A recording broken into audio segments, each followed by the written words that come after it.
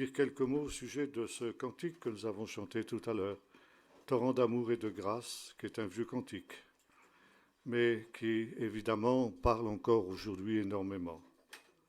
Et parce qu'il a été composé dans le feu, c'est-à-dire dans le feu du réveil, et plus particulièrement le réveil du Pays de Galles dans les années 1905 du siècle dernier.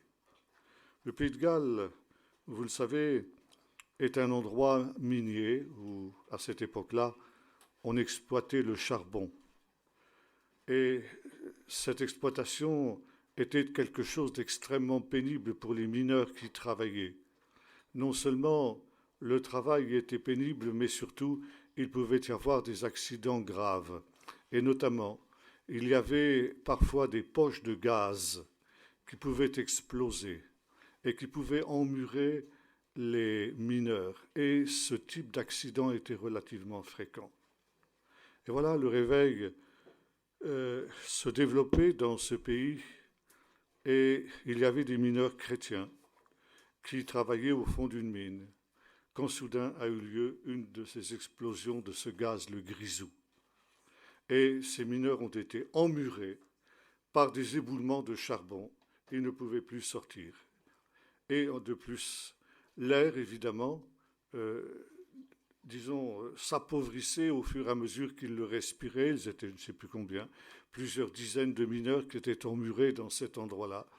Et ils sentaient que, bien sûr, c'était la mort qui venait, à moins que les secours n'arrivent à temps. Mais pour les secours qui étaient bien conscients qu'il y avait ces mineurs qui étaient enfermés dans cette poche, c'était une course contre la montre, mais c'était aussi une course contre la mort. Et il y avait parmi ces mineurs emmurés certains qui étaient chrétiens et d'autres qui ne l'étaient pas. Et ceux qui étaient chrétiens ont dit à ceux qui ne l'étaient pas, nous avons une chance sur deux de mourir. Nous sommes prêts. Est-ce que vous l'êtes? Et ces autres ont dit bien sûr que non. Alors ceux qui étaient chrétiens leur ont parlé de l'Évangile. Et leur ont dit, eh bien écoutez, c'est le moment pour vous de vous tourner vers Jésus. Et tous, dans cette mine, en attendant ou les secours ou la mort, se sont convertis. Et à ce moment-là, je dis maintenant, eh bien, Seigneur, tout est entre tes mains. Et vous savez, les Gallois sont des gens qui aiment beaucoup chanter. Et c'est alors que, dans cette mine, en face de la mort, ils ont composé ce chant, couvert par ta justice, quoi qu'il arrive, j'entrerai dans le Saint-Lieu. Et pendant ce temps-là, les sauveteurs se pressaient pour essayer d'arriver avant que l'air ne soit complètement épuisé et que ces mineurs ne meurent d'asphyxie. Et soudain, ils étaient dans la perplexité, ne sachant trop où creuser parce qu'ils ne savaient plus. Il y avait un carrefour. Et soudain, tendant l'oreille, ils ont entendu comme des chants. Et ça les a terriblement surpris. Et ils ont reconnu, mais c'est eux. Mais ils chantent, vous vous rendez compte? Ils sont là au port de la mort et ils chantent. Et ça les a conduits. Le chant les a conduits jusqu'à ces gens-là. Et ils ont pu arriver à temps. Et ces mineurs ont été sauvés. Et quand les sauveteurs sont arrivés, ils ont entendu ce magnifique chant, torrent d'amour et de grâce. Et c'est en chantant ce chant que ces mineurs sont remontés au jour. Là, bien entendu, les familles les attendaient dans l'angoisse, se demandant ce qui allait se passer. Et soudain, ils ont vu ce groupe de mineurs sales, couverts de poussière de charbon, qui sont arrivés sur ce qu'on appelle le carreau de la mine. Et quand ils sont arrivés sur le carreau de la mine, ils se sont mis à genoux et ils se sont mis à chanter « Torrent d'amour et de grâce ». Il y avait un jeune journaliste dans cette assemblée. C'est un homme qui est peut-être encore très connu, je ne sais pas s'il l'est beaucoup encore. Il s'appelait Cronin. C'est un romancier qui a écrit, outre le fait qu'il était journaliste, il a écrit beaucoup de romans, notamment sur le Pays de Galles. Et c'était un athée. Et quand il a vu ces gens qui sortaient de la mine et qui étaient qui avait frôlé la mort et qui avait vécu des heures d'angoisse dans cette situation terrible et qui était capable de se réjouir et de louer Dieu, alors son athéisme a été remis en cause. Et plus tard, cet homme s'est converti à Jésus-Christ. Vous voyez, certains de nos cantiques ont une histoire. Ils ne sont pas nés n'importe comment. Et ce sont ceux qui sont nés dans les conditions les plus dramatiques, qui sont restés les plus beaux et qui finalement dureront pour l'éternité. Voilà, je voulais juste dire quelques mots à ce sujet-là. Et maintenant, nous revenons à notre sujet de l'Antichrist. Et ce soir, notre méditation sera la suivante, le deuxième Exode et la fin de l'Antichrist. Nous ferons pour cela deux lectures dans le chapitre 16 du livre du prophète Jérémie au verset 14.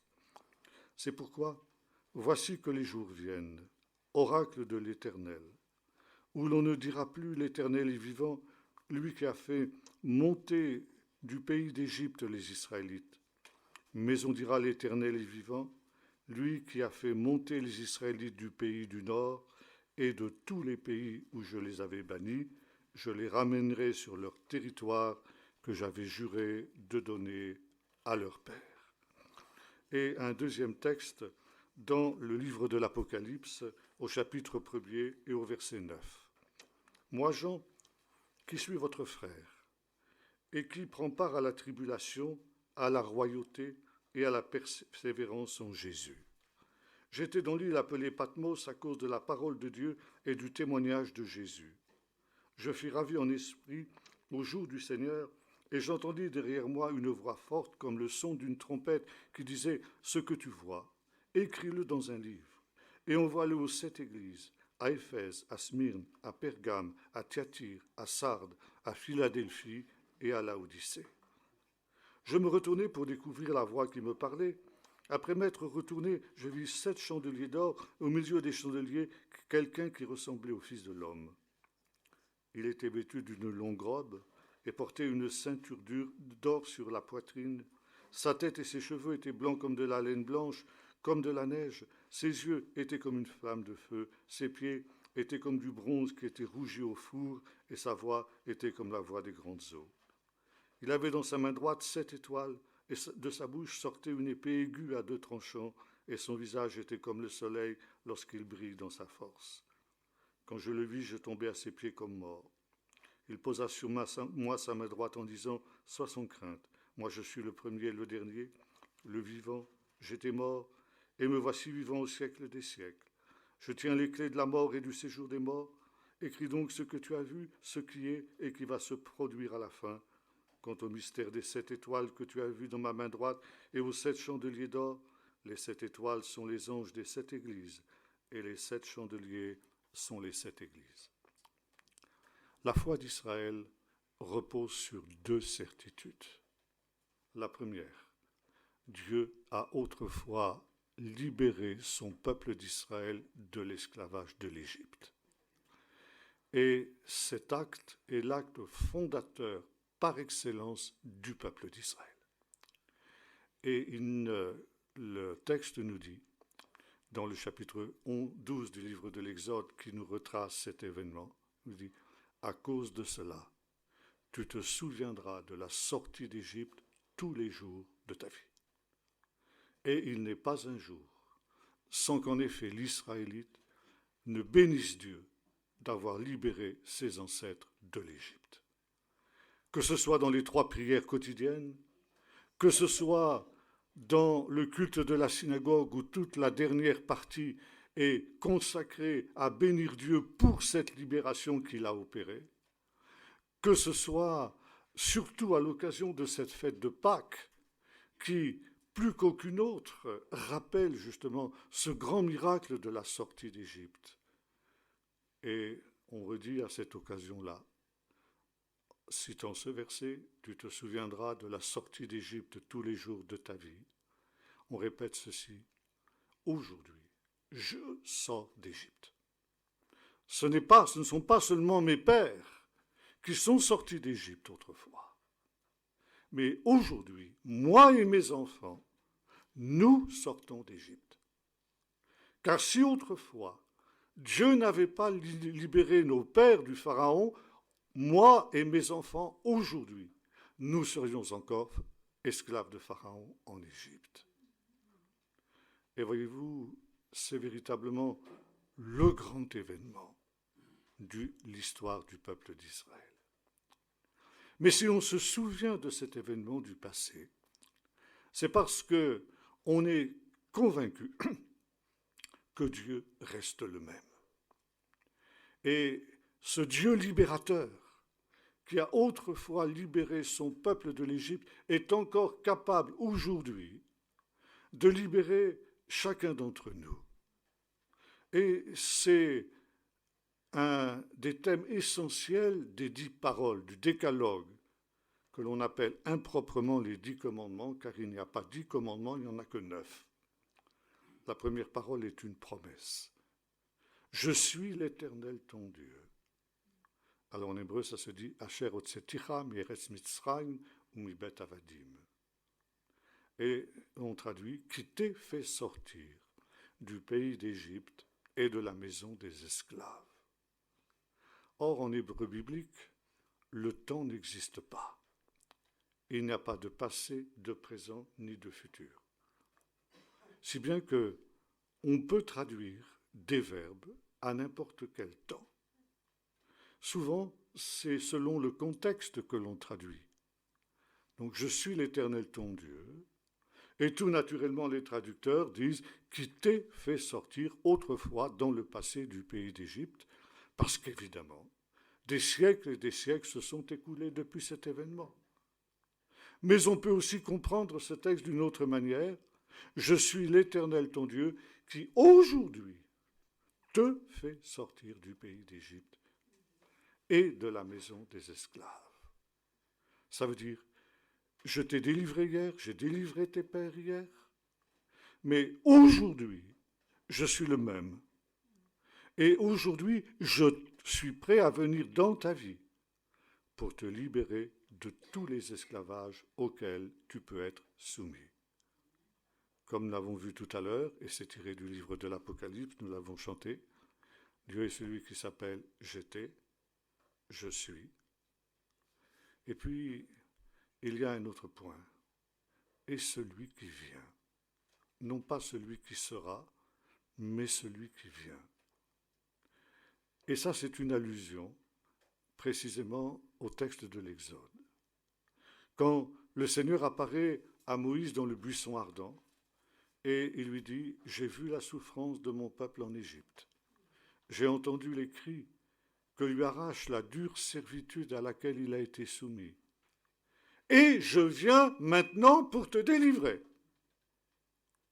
Et voyez-vous, le nom de Dieu, qui est composé de 4 lettres en hébreu, 4 lettres qu'il est absolument impossible de prononcer parce qu'elles sont vocalisées dans les textes d'une manière telle qu'elles sont illisibles, imprononçables, parce que le nom de Dieu est trop saint pour pouvoir être prononcé par une bouche humaine qui est une bouche pécheresse. Et cette expression, c'est aussi d'un mouvement. Dieu est mouvement. Il est celui qui vient. Il est celui qui ne cesse de venir. Et toute la Bible nous dit que s'il y a eu un premier exode, une première Pâque, une première délivrance autrefois, un premier libérateur Moïse, Dieu refera à la fin des temps le même miracle. À la fin des temps, il y aura un nouvel exode, un deuxième exode, une deuxième Pâque, un deuxième libérateur, le Messie, et finalement une deuxième entrée dans la terre promise. Et ça, ce sont les 2 points forts de la foi d'Israël. Dieu est intervenu pour son peuple pour le délivrer dans le passé, et Dieu interviendra à la fin des temps pour le délivrer dans l'avenir, exactement comme il l'a fait dans le passé. Par conséquent, ce qui s'est produit lors du premier exode se reproduira aussi à la fin des temps. Ce thème du deuxième exode, vous le retrouvez dans toute la Bible, vous le retrouvez à la fin du Lévitique, vous le retrouvez dans le livre du Deutéronome notamment, et vous le retrouvez ensuite systématiquement chez tous les prophètes. Vous le retrouvez dans l'enseignement de Jésus, et notamment son enseignement dans les paraboles, et spécialement dans ce qu'on appelle les paraboles du royaume. Le royaume vient, c'est-à-dire cette entrée dans la nouvelle terre promise. Par conséquent, ici, le second exode. Mais le livre de la Bible qui a le plus exploité ce thème, c'est le livre de l'Apocalypse. Et l'on ne peut pas parler de l'Antichrist, bien sûr, sans aussi parler du livre de l'Apocalypse. Livre de l'Apocalypse, livre extrêmement difficile. Nous n'avons pas évidemment la prétention d'en épuiser tous les secrets et tous les mystères ce soir, mais simplement, justement, de voir ce thème du deuxième exode au travers du livre de l'Apocalypse. Ce thème du deuxième exode, il est aussi longuement développé dans l'évangile de Jean. L'évangile de Jean commence par cette proclamation « Voici l'agneau de Dieu qui ôte le péché du monde ». Et l'agneau de Dieu, bien sûr, n'est autre que l'agneau de Pâques. L'évangile de Jean commence à Pâques. Quelques jours après, Jésus se rend à Jérusalem pour la fête de Pâques. Et 3 Pâques jalonnent l'évangile de Jean, jusqu'à cette 3e Pâque où l'agneau de Dieu, qui a été mis à part 3 ans auparavant, au moment de son baptême par Jean-Baptiste, offre le sacrifice pascal sur la croix. Et Jean est le seul à nous préciser que Jésus meurt à la 6e heure, c'est-à-dire l'heure où l'on égorge les agneaux de Pâques. C'est pour Jean une manière de nous dire que Jésus est ce véritable agneau de Dieu, ce véritable agneau de Pâques. Par conséquent, toute la littérature johannique est marquée par ce thème de la Pâque et de l'agneau de Pâques. Et il ne faut pas s'étonner si dans l'Apocalypse, nous retrouvons aussi cette centralité de la fête de Pâques. Mais il y a aussi, chez Jean, un autre thème qui est directement lié au thème de la Pâque. C'est celui d'une autre fête, la fête de Kippour. Cette fête, elle est inconnue de la plupart des chrétiens, parce que c'est une fête biblique qui ne se fête plus dans le milieu chrétien, tandis qu'à Pâques, évidemment, il en va autrement, puisqu'on célèbre la résurrection, la mort et la résurrection de Jésus. La fête du Kippour, ça vient du verbe les kaper en hébreu, ce qui signifie littéralement recouvrir. C'est une fête très spéciale et c'est un jour très particulier dans l'année juive. C'est tout simplement ce que l'on appelle le jour. Il n'est pas besoin de préciser davantage. C'est le jour le plus saint de l'année. Et c'est un jour où, comme le dit le Seigneur, qui est célébré le 10e jour du 7e mois, tandis que Pâques est célébré le 15e jour du 1er mois, ça veut dire que ces 2 fêtes sont séparées par pratiquement 6 mois. Ce sont 2 fêtes qui jalonnent les 2 moitiés de l'année, les 2 semestres de l'année. Et Jean voit dans ces 2 fêtes quelque chose qui se complète. Kippour est l'accomplissement de la promesse qui a été celle de la délivrance au moment de la sortie d'Égypte. Et dans la littérature johannique, aussi bien dans l'Évangile que dans l'Apocalypse, ces 2 fêtes se rassemblent. Le jour, le grand jour. Cette fête est encore célébrée aujourd'hui en Israël, dans des circonstances fort différentes de celles qui existaient à l'époque de Jésus, puisqu'aujourd'hui, malheureusement, le temple n'existe plus. Et ce qui était central à cette époque-là, c'était le temple. C'est une fête, nous dit la Bible, ce qu'on appelle une fête austère, ce n'est pas une fête joyeuse. C'est une fête où chacun est invité à humilier son âme devant Dieu et confesser ses péchés, de telle sorte que quand vient ce jour, eh bien, Dieu puisse pardonner les péchés, recouvrir le péché, donc les capères, recouvrir, ça veut dire recouvrir le péché pour que Dieu ne le voie plus, pour que le péché ne soit plus jugé, mais que le péché soit pardonné. Et aujourd'hui, cette fête est préparée depuis longtemps. Un mois avant le 7e mois commence le mois d'Elul, qui est un mois où l'on célèbre ce que l'on appelle les slichot. Ça veut dire les demandes de pardon. Les juifs séfarades en particulier se rendent tous les matins à 6 heures dans la synagogue pour confesser leurs péchés et en même temps pour réparer ce qui doit l'être. C'est-à-dire, il y a dans cette période des confessions, des demandes de pardon, des réconciliations, des restitutions. Ceux qui n'ont pas payé leurs dettes pendant l'année essayent de le faire, etc. Et on essaye d'arriver dans ce jour du Kippour avec une bonne conscience devant Dieu. Et la tradition juive nous dit que pendant ce jour, c'est comme si c'était le jour du jugement dernier. Chaque être humain passe devant Dieu pour un jugement exactement comme il le fera au dernier jour, quand viendra ce jour du jugement dernier. Et dans ce moment-là, Dieu ouvre des livres et il écrit donc dans le livre de vie, eh bien, ceux qui doivent être pardonnés et ceux qui ne le sont pas. Et pendant toute cette période qui sépare donc en particulier à partir du début du 7e mois, qui est aussi une autre fête, la fête des chauffards, ce qui correspond au Nouvel An.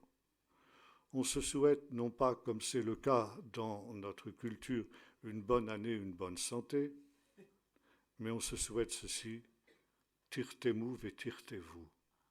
Ça veut dire, puissiez-vous être en quelque sorte scellé et avoir une bonne signature dans le livre de vie. Puisse votre nom être écrit dans le livre de vie. Avouez que c'est un peu plus joli que notre bonne année et bonne santé.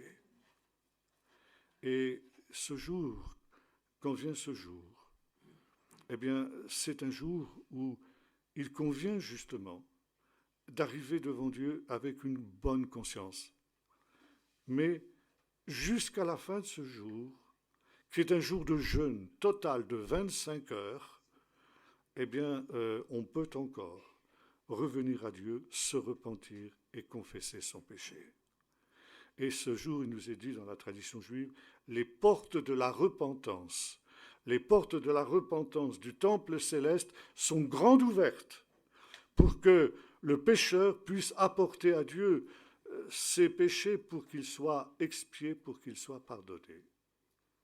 À l'époque de l'Apocalypse, à l'époque de Jésus, à l'époque du Nouveau Testament, cette expiation du péché se faisait dans le temple par le grand prêtre qui sacrifiait 2 boucs dans le temple. 2 boucs sur lesquels on jetait le sort. Un bouc était destiné à l'Éternel et un autre bouc était destiné à Azazel. Azazel, on ne sait pas trop de quoi il retourne, mais on pense que c'est un des noms de Satan, le prince des démons. Et le premier bouc, celui pour l'Éternel, était égorgé.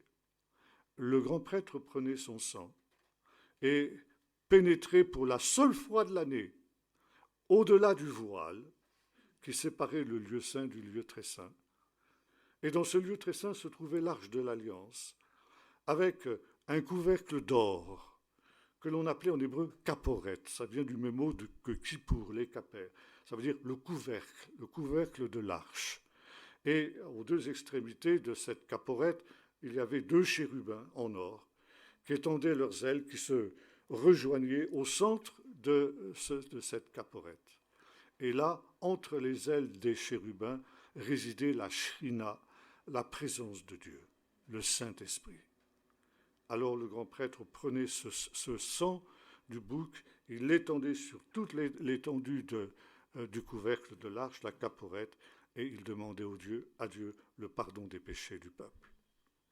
Puis ensuite, on tirait au sort pour désigner quelqu'un qui était chargé de prendre le deuxième bouc, qu'on appelait le bouc émissaire.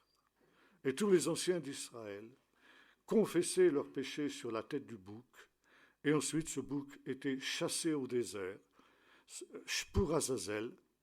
Ça veut dire qu'il retournait à celui qui crée le péché. Et il emportait ainsi dans le désert tous les péchés d'Israël. Ça veut dire qu'en confessant les péchés sur la tête du bouc, on lui transmettait ses péchés et le bouc portait ses péchés jusque dans le désert. C'était évidemment quelque chose qui avait une profonde signification parce que finalement, Satan est celui qui crée le péché, qui tente et qui incite l'homme au péché. Alors c'est comme quand vous recevez un colis que vous n'avez pas commandé, vous mettez dessus « Retour à l'envoyeur ». Et quand on envoyait le bouc dans le désert, c'était ça, « Retour à l'envoyeur ». On envoyait à l'envoyeur, à Satan, eh bien, le mauvais colis qu'il nous avait envoyé pendant l'année, c'est-à-dire le péché. Et le soir, eh bien, c'était un jour de joie, parce que Dieu avait pardonné le péché. Et dans la tradition juive, ce jour de Kippour est, comme l'avons dit, l'image de ce que la Bible appelle, de ce que les prophètes appellent le jour de l'Éternel. Le jour de l'Éternel, c'est le jour où Dieu jugera chaque être humain et rendra à chacun selon ce qui lui est dû. Tous les prophètes ont prophétisé en fonction de ce jour de l'Éternel.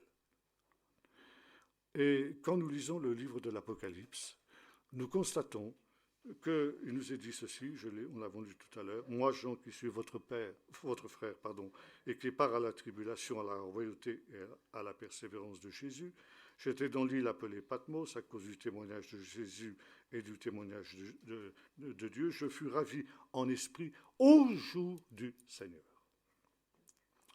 En latin, cette expression se dit dies domini, ce qu'a donné en français le mot dimanche.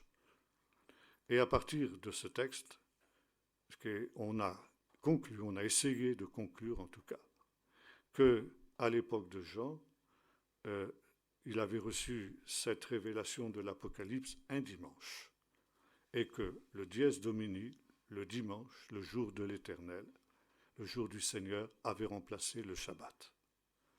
Je n'entre pas dans cette discussion ce soir, je dis simplement ici que ceci n'a rien à voir avec le dimanche. Le jour du Seigneur, c'est le jour de l'Éternel des prophètes. Ça veut dire le temps de jugement. Ça n'est pas un jour de 24 heures, mais c'est un temps de jugement. C'est le grand Kippour qui suit la fête de Pâques et qui est la conclusion de la fête de Pâques. Et tout le livre de l'Apocalypse est articulé autour de ces deux fêtes, la fête de Pâques et la fête de Kippour.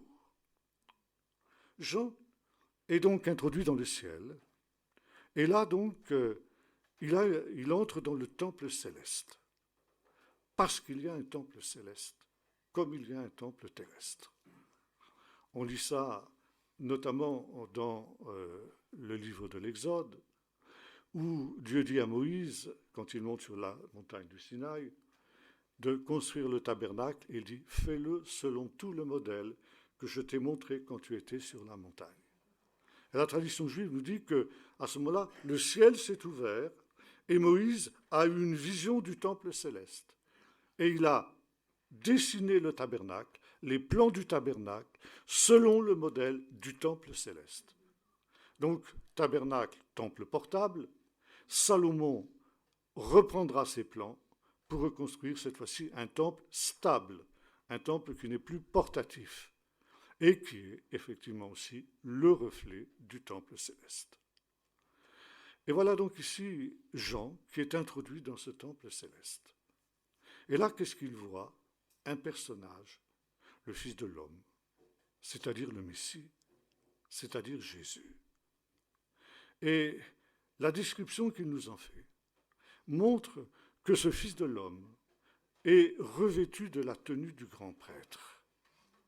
Et par conséquent, il est dans le temple céleste, en face du grand prêtre, qui, à l'instar de ce qui se passe sur la terre, lui préside dans le temple céleste.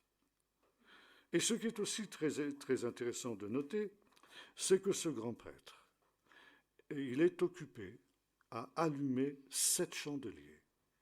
7 chandeliers qu'il y a dans ce temple céleste, comme il y avait 7 chandeliers dans le temple terrestre. Or, il faut savoir que selon la tradition juive, on allumait ces chandeliers, ou ce chandelier, après on l'a remplacé par un seul, tous les matins. Mais ce n'était pas le rôle du grand prêtre de faire ce travail. C'était le rôle de prêtre subalterne. Il y avait toutefois une exception, c'était le jour du Kippour. Le jour du Kippour, le grand prêtre faisait lui-même tous les travaux qui étaient ceux des prêtres subalternes. Et la première chose qu'il faisait, le matin du Kippour, c'était justement d'allumer le chandelier.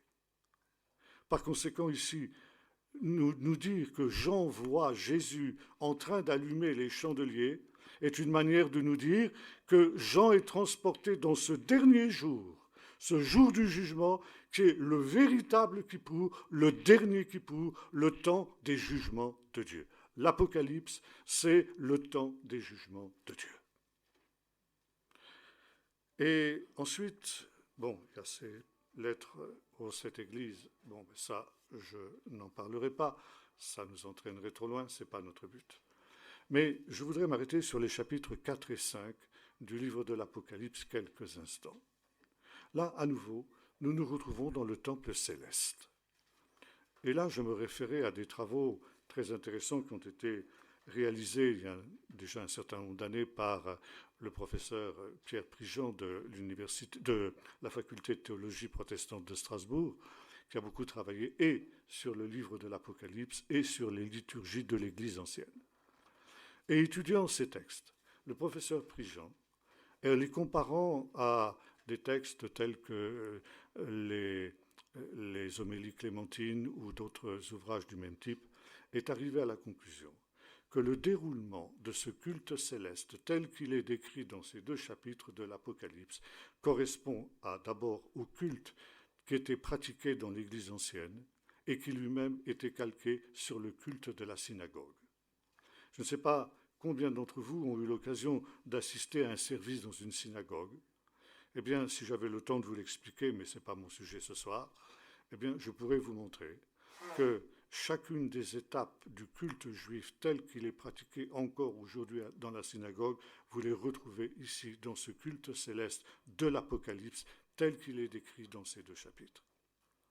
Et maintenant, ce qui est intéressant, c'est qu'au moment, dans le temps fort de ce culte, quand on amène le livre de Dieu, la Torah, ce livre qui dans l'Apocalypse est un livre scellé, un livre par conséquent incompréhensible.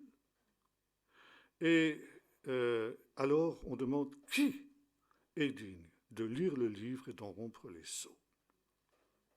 Il faut savoir que dans la synagogue, lorsqu'on fait cette lecture de la Torah et qu'on amène au centre de la synagogue le rouleau de la Torah pour faire la lecture hebdomadaire, on invite à monter à la Torah, c'est l'expression qu'on emploie, c'est-à-dire à venir faire la lecture du jour, quelqu'un que l'on veut honorer.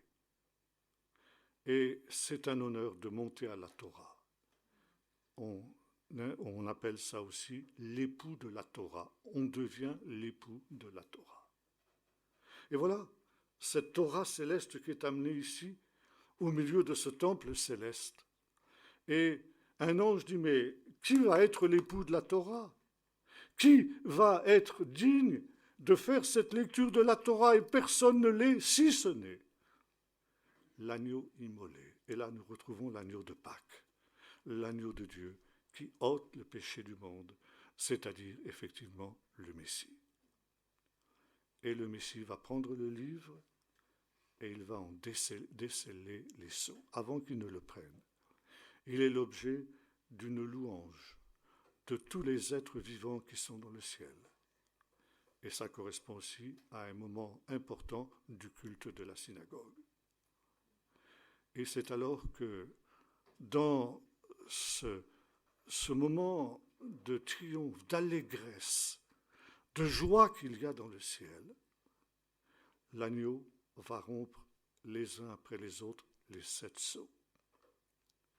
Et alors qu'il rompt les 7 sceaux, 7 fléaux vont s'abattre sur la terre. Et l'Apocalypse met en contraste constamment la terre et le ciel. Le ciel est dans ce moment, dans ce jour de Kippour, dans ce jour de jugement de la terre, un moment de joie, d'allégresse et de triomphe. Et sur la terre, pendant ce même temps, s'abattent les jugements de Dieu, et sur la terre, c'est la désolation et la détresse. Et le livre de l'Apocalypse, je résume très rapidement, nous montre les fidèles du Seigneur, qui, eux aussi, célèbrent avec les anges et les créatures célestes le culte du Seigneur dans leurs assemblées. Et comme l'a montré le professeur Prigent, il y a correspondance entre le culte des anges dans le ciel et le culte de l'Église sur la terre. Et ces deux cultes sont réunis d'une manière invisible pour les hommes que nous sommes, mais lorsque nous célébrons le culte, eh bien, nous sommes en communion avec toutes les créatures célestes qui sont devant le trône de Dieu.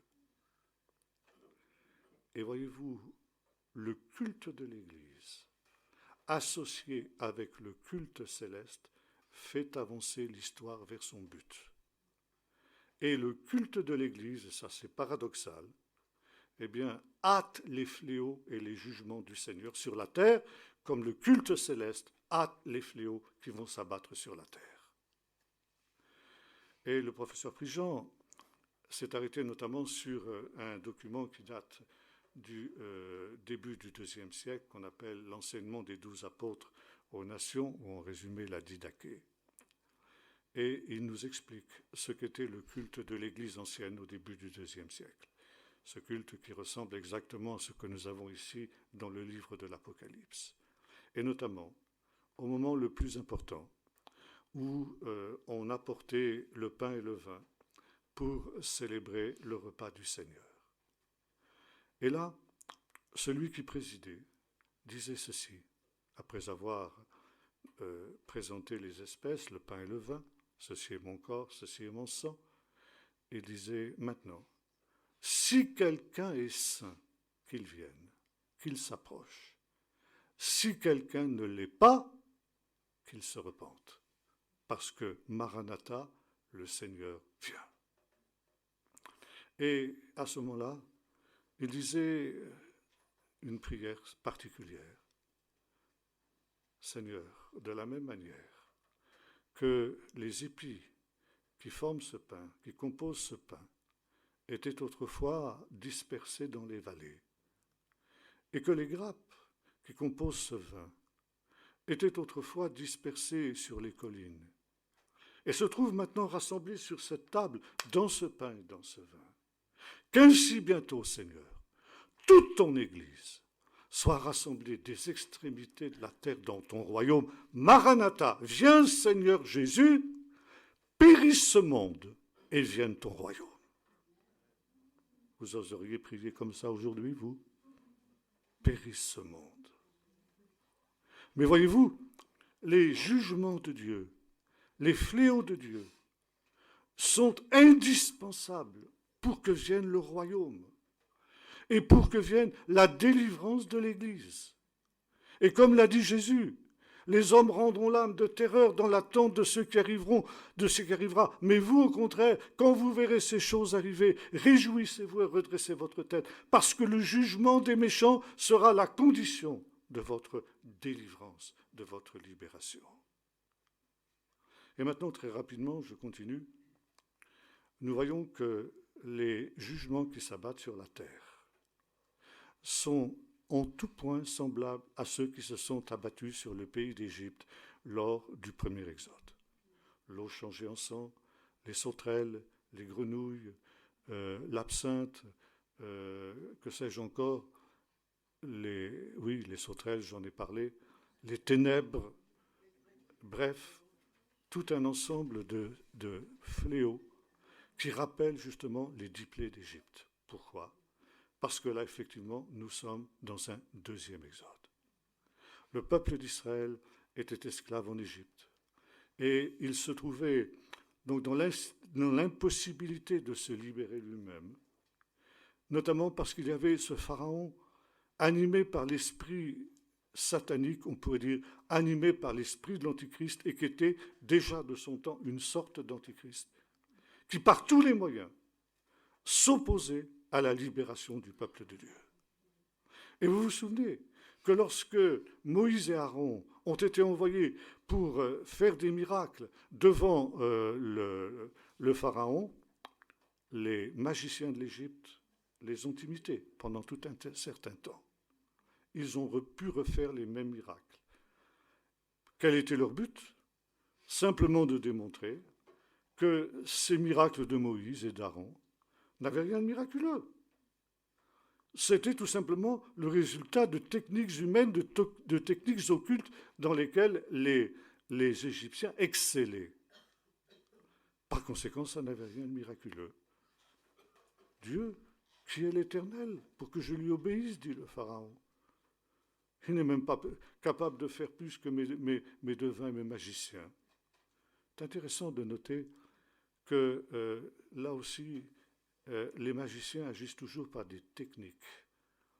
Et ça nous rappelle ici la technique. Et nous avons vu que le nouveau pharaon, le dernier pharaon, l'antichrist, le dernier antichrist, fera, nous l'avons lu, des miracles prodigieux qui imiteront les miracles de Dieu. Comme le disait un commentateur catholique, maintenant on peut paraphraser l'Évangile. Les aveugles voient, les sourds entendent, les boiteux marchent et les morts ressuscitent. Le dernier point, pas encore, mais on pense qu'on y arrivera. Mais que déjà les boiteux marchent, les aveugles voient et les sourds entendent, oui, ça, on y arrive. Par conséquent, ici, les modernes magiciens du Pharaon, de l'Antichrist, sont en train, comme le faisaient les magiciens de l'Égypte, d'imiter les miracles, non pas de Moïse, mais les miracles de Jésus. Et voyez-vous, le but, c'est de démontrer que les miracles de Dieu n'ont rien de miraculeux, que ce sont simplement des techniques humaines, et que par conséquent, Dieu n'est pas ce Dieu tout-puissant que l'on imagine. Et c'est pourquoi, voyez-vous aussi, dans le livre de l'Apocalypse, Dieu suscite 2 témoins, qui évidemment sont Moïse et Élie, et qui aussi ont la capacité de faire, comme Moïse et Élie, des miracles extraordinaires. Il y avait eu compétition entre les envoyés de Dieu, Moïse et Aaron, et les magiciens de l'Égypte, jusqu'au moment où les magiciens de l'Égypte avaient dû mettre les pouces en disant « cette fois, c'est le doigt de Dieu ». Là, nous sommes dépassés. Et voyez-vous, Dieu veut susciter dans les temps de la fin des prophètes, je ne sais pas, vraisemblablement.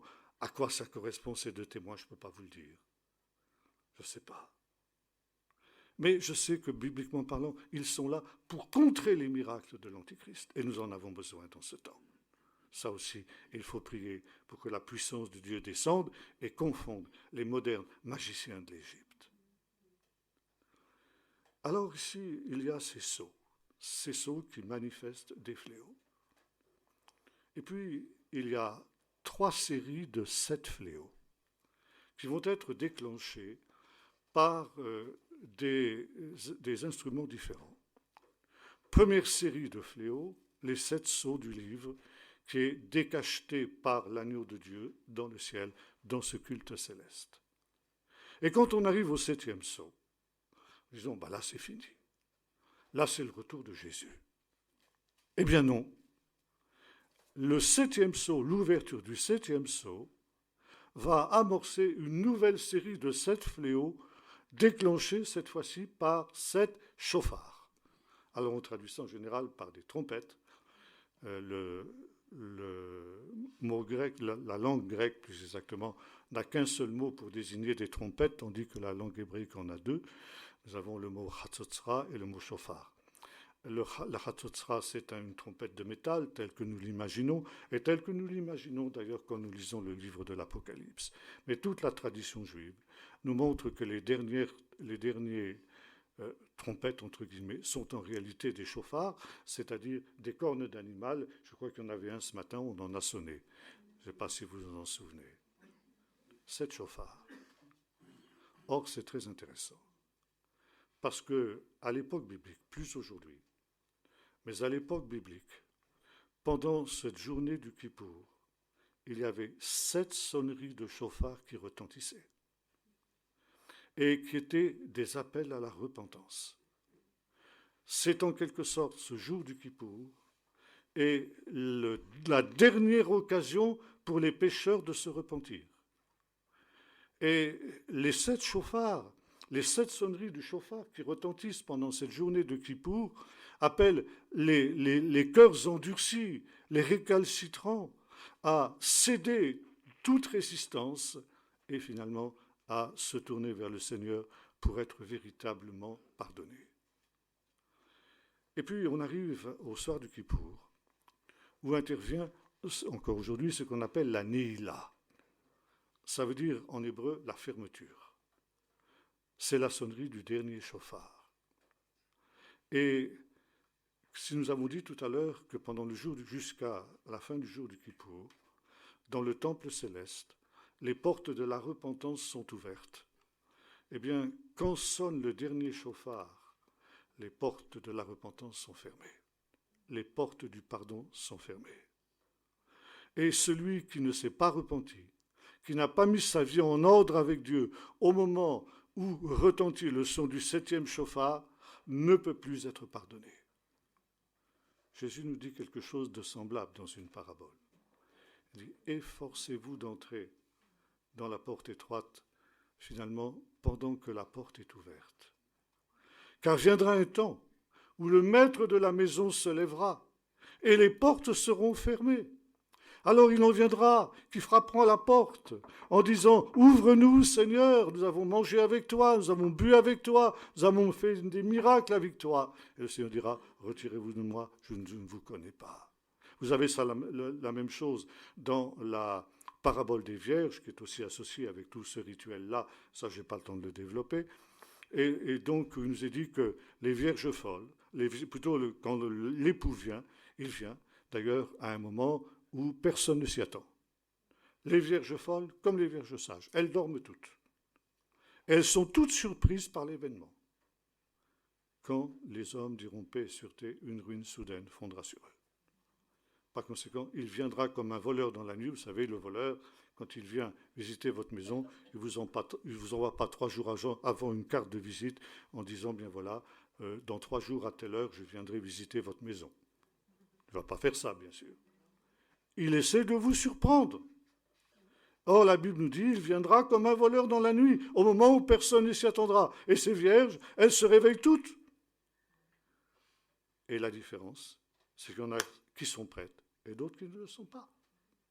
Celles qui sont prêtes entrent dans la salle du festin, et celles qui arrivent en retard, eh bien, elles trouvent la porte fermée.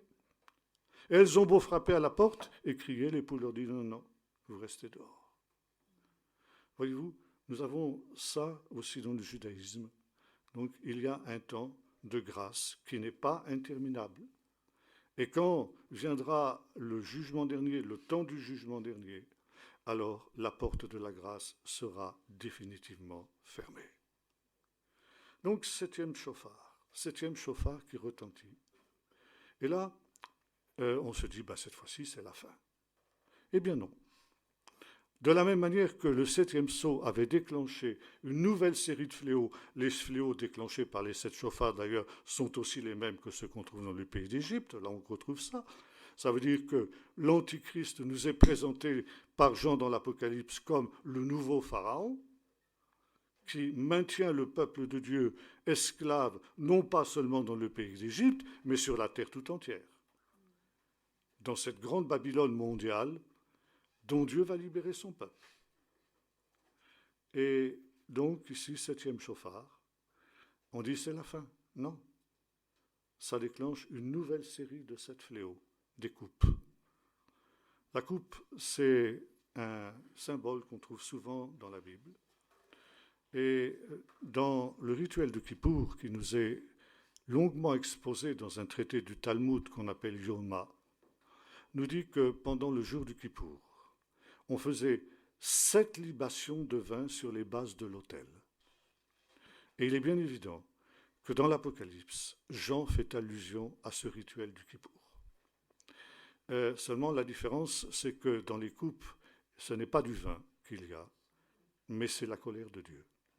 Les ultimes manifestations de la colère de Dieu sur les pécheurs, et ce sont les 7 derniers fléaux qui vont s'abattre. On remarquez qu'en lisant l'Apocalypse, chaque fois justement qu'une série de ces fléaux s'achève, il y a de la joie dans le ciel. Il y a l'appel au triomphe. Et par conséquent, il devrait aussi y avoir de la joie au sein du peuple de Dieu, même si parfois ce peuple de Dieu subit lui aussi les fléaux. Israël avait subi aussi une partie des fléaux quand ses plaies s'étaient abattues sur le pays d'Égypte. Et puis, au fur et à mesure que ces fléaux devenaient de plus en plus graves, Dieu en préservait Israël. Ce qui veut dire que nous n'avons pas à nous attendre, nous, qui voulons rester fidèles au Seigneur, à ce que tout nous soit évité.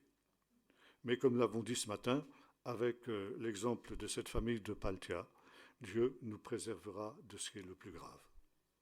Et ce sera justement aussi l'occasion de savoir que notre délivrance est proche et de nous réjouir avec les anges qui sont dans le ciel. Et c'est effectivement à la fin de cette 7e série de 7 fléaux qu'a lieu alors le retour du Seigneur. Pourquoi ces 7 fléaux ? Quelqu'un m'a posé, ces 3 séries de 7 fléaux, quelqu'un m'a posé tout à l'heure à table la question suivante, est-ce que vous pouvez nous dire où nous en sommes dans le déroulement de ces fléaux ? À quel chauffard sommes-nous ? Au 5e, au 6e, au 3e, au 2e, etc. Je dis, je n'ai pas de réponse à vous donner là-dessus. Parce que ici, évidemment, nous sommes dans quelque chose de symbolique. Vous avez remarqué que ces 3 séries de fléaux, elles s'emboîtent les unes dans les autres un peu comme des poupées russes. Vous connaissez ces poupées russes ? Vous ouvrez la première et puis vous trouvez une plus petite à l'intérieur. Vous ouvrez la deuxième et ainsi de suite jusqu'à ce que vous arriviez à une toute petite poupée qui est juste au centre de cet ensemble. Eh bien, ces fléaux s'emboîtent de cette manière-là. Et ce que le livre de l'Apocalypse veut nous dire, et c'est ça qu'il faut que nous comprenions, c'est que pour les destinataires de livre de l'Apocalypse, qui étaient les chrétiens du 1er siècle, ce n'est pas nous qui sommes les destinataires de l'Apocalypse. L'Apocalypse était destiné à nos frères qui étaient persécutés à l'époque du 1er siècle. Et le Seigneur, en quelque sorte, leur dit « Ne vous imaginez pas que votre délivrance va être aussi rapide que ça.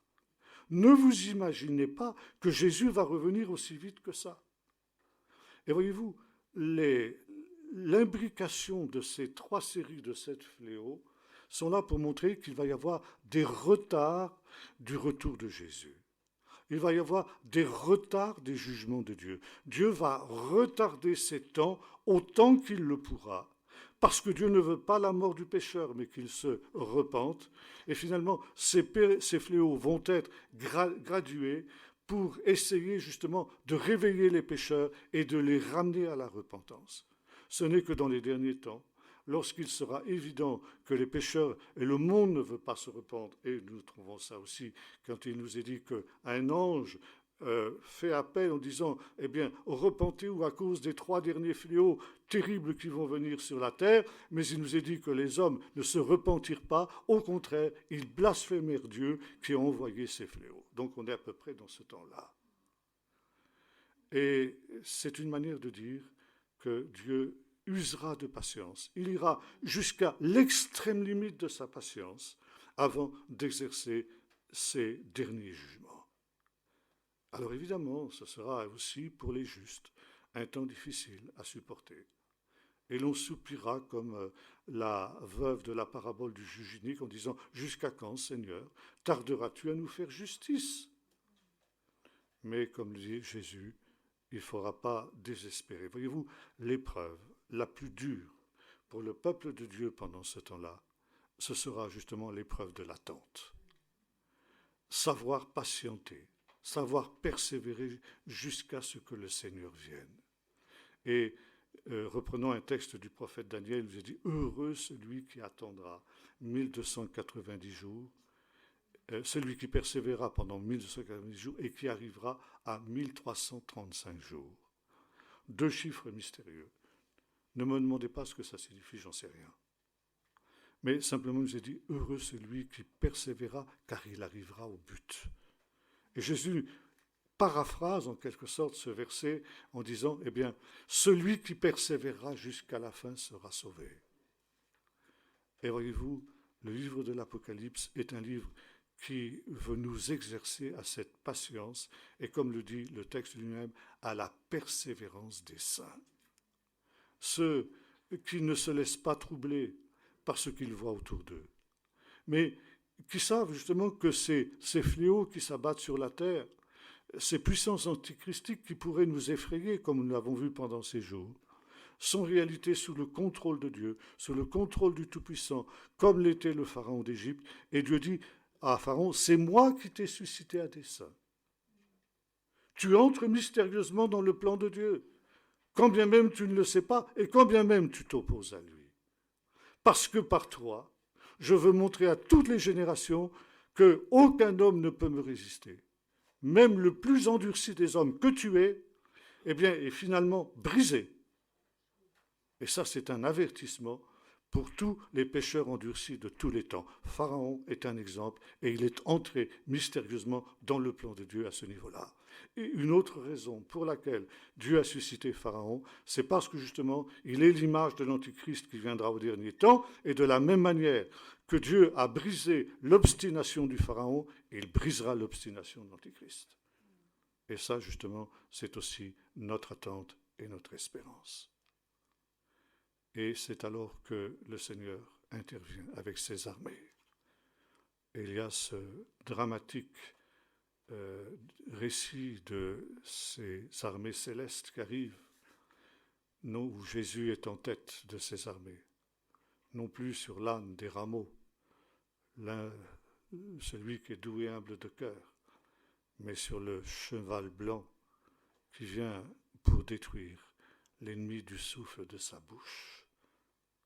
Et le livre de l'Apocalypse nous dit que la bête et le faux prophète sont pris, même pas par le Seigneur, par des simples anges. Ça veut dire vraiment que là, leur impuissance éclate aux yeux de tous les hommes. Et comme le dit le même texte, les hommes se lamenteront parce que justement ce qui a été leur espérance disparaîtra. Et ce sera la fin de l'Antichrist, lié, mis hors d'état de nuire, avec celui qui l'inspire, Satan, et là, réduit à l'impuissance pour que puisse venir le royaume de Dieu. C'est notre espérance. Et c'est ce vers quoi nous sommes en marche. Et voyez-vous, nous sommes en train de vivre ce grand Kippour céleste, ultime. Et c'est aussi un appel. Les chauffards retentissent. Je ne vous dirai pas si nous sommes le premier, le deuxième ou le septième, comme on le demandait tout à l'heure. Mais il y a cet appel du Seigneur à son Église, à se repentir et à se placer devant Dieu. Et voyez-vous, quand vient le jour du Kippour, on se présente devant Dieu comme si on devait le faire. Et il y a cette idée que lorsque on a véritablement mis sa vie en règle avec Dieu le jour du Kippour, quand le soir du Kippour on sort de la synagogue, on est comme un nouveau-né, on est comme né de nouveau. Et voyez-vous ce qui est, en tant qu'évangélique, je dirais la pierre de touche, la base de notre théologie, la doctrine de la nouvelle naissance. C'est quelque chose qui nous vient directement du judaïsme et de ce rituel du Kippour. Kippour, c'est l'occasion de naître de nouveau, d'être comme un enfant nouveau-né, innocent, et par conséquent prêt à accueillir le Seigneur dans sa gloire quand il viendra, et Kippour est précédé et suivi par une autre fête, qu'on appelle la fête des cabanes, la fête de Sukkot, qui, elle, anticipe la venue du royaume de Dieu. Ça veut dire, à Kippour, on se prépare à entrer dans cette réjouissance de Sukkot. Autant Kippour est une fête austère, autant Sukkot est une fête joyeuse, où la joie va en grandissant jusqu'au 8e jour, c'est-à-dire qui représente le jour de l'éternité. Je fus enlevé, moi Jean, au jour du Seigneur. Et voyez-vous, ce que l'Apocalypse veut nous enseigner à nous, enfants de Dieu, c'est deux choses. Premièrement, que plus la fin approche, plus nous devons nous sanctifier. Et c'est un des messages qui est adressé à l'Église. Que celui qui est saint se sanctifie encore, que celui qui est pur se purifie encore, mais que celui qui est souillé se souille encore. Il y a deux démarches entièrement différentes. Et la deuxième chose que vous nous enseignez, le livre de l'Apocalypse, c'est que dans cette attente éprouvante de cette apparition du Seigneur pour rendre à chacun selon ce qui lui est dû, aux justes la vie éternelle et aux impies la honte éternelle, eh bien, nous devons nous réjouir avec les anges et participer justement à cette approche du royaume de Dieu. Encore une fois, le culte rendu au Seigneur accélère le cours de l'histoire. Alors évidemment, certains diront, mais comment c'est possible, puisque la Bible nous dit que Dieu a fixé le jour et l'heure. Et oui, ça c'est le paradoxe de l'Évangile. La Bible n'est pas toujours très logique. N'essayons pas de raisonner avec notre esprit cartésien. Mais Pierre nous dira aussi que nous pouvons attendre et hâter l'avènement du Seigneur. Comment pouvons-nous le hâter? Eh bien, par notre culte en esprit et en vérité. Et là aussi, il nous faut rétablir le culte véritable dans nos églises pour que nous puissions, nous aussi, être associés à ce culte céleste et dire avec nos frères du 1er siècle, Seigneur, que bientôt, très bientôt, toute ton Église soit rassemblée des extrémités de la terre dans ton royaume. L'Église, c'est le rassemblement. Et quand nous nous rassemblons pour adorer le Seigneur, nous venons d'endroits différents, comme ce sera au dernier jour. Et le culte de l'Église doit être une anticipation de ce qui se passera quand le Seigneur reviendra. Seigneur, hâte ton retour, que bientôt toute ton Église soit rassemblée dans ton royaume. Maranatha, viens Seigneur Jésus, viens vite, périsse ce monde et vienne ton royaume.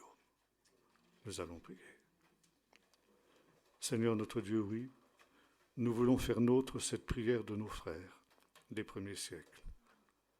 Seigneur, que bientôt toute ton Église soit rassemblée des extrémités de la terre dans ton royaume.